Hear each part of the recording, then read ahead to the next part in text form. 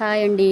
రాగి ముద్ద నాటుకోడి చేసుకుందామా? వచ్చేయండి. ఈరోజు సండే కదా, సరదాగా రాగి పిండితో ముద్ద చేసి నాటుకోడి వండానమాట.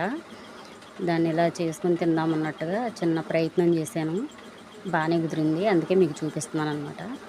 రాగి పిండిలో కొంచెం వాటర్ వేసేసి చక్క పలసగా కలుపుకోండి. కలిపిన తర్వాత ఏం చేస్తారంటే పొయ్యి మీద వాటర్ పెట్టేసి కొంచెం సాల్ట్ వేయండి, గల్లుప్పు వేయండి. అందులో వేసిన తర్వాత అది కొంచెం మరిగిన తర్వాత కొంచెం నెయ్యి వేయండి. ఒక స్పూన్ నెయ్యి వేసి కొంచెం మరిగేటప్పుడు పిండి పోసేసి కలిపేయండి. ఊరికి దగ్గరకు వచ్చేసరికి కలిపేసి అందులో ఏం చేస్తారంటే కొంచెం అన్నం వేయండి. ఎందుకంటే మరీ మెత్తగా లేకోకుండా చక్కగా చేతికి పట్టుకుంటే వచ్చేటట్టు ఉంటుంది అన్నమాట. తినడానికి బాగుంటుంది.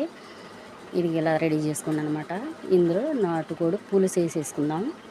ఎప్పుడూ ఒకేలాగా తినకూడదు అనమాట, అప్పుడప్పుడు మారుస్తూ ఉండాలి. మీరు కూడా ఎలా చేసుకోండి ఫ్రెండ్స్. ఎలా ఉంది నచ్చితే ఒక లైక్ చేసి షేర్ చేసి కామెంట్ పెట్టండి.